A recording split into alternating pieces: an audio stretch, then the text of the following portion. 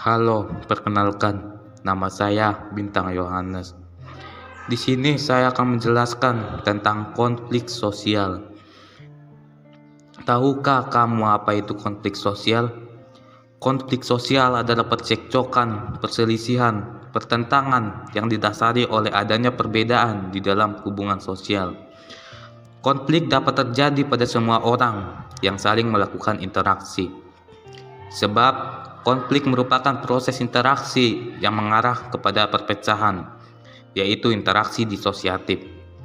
Beberapa penyebab terjadinya konflik sosial antara lain perbedaan individu, perbedaan latar belakang kebudayaan, dan perbedaan kepentingan. Konflik sosial dapat menimbulkan akibat, yaitu retaknya hubungan antar individu dan kelompok.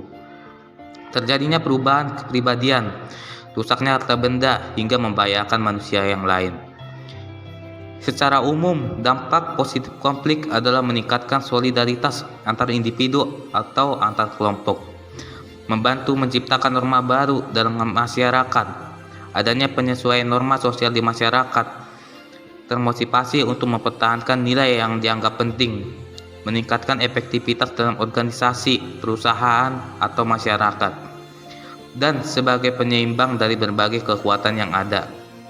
Sedangkan dampak negatif konflik adalah menyebabkan retaknya hubungan antar kelompok sehingga muncul disintegrasi sosial, kerusakan harta benda, dan hilangnya nyawa manusia.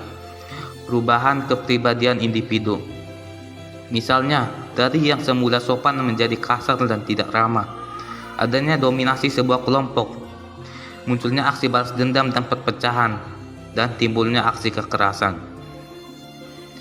Berikut diagram garis tentang konflik di Indonesia yang terjadi dari 2017 hingga 2021.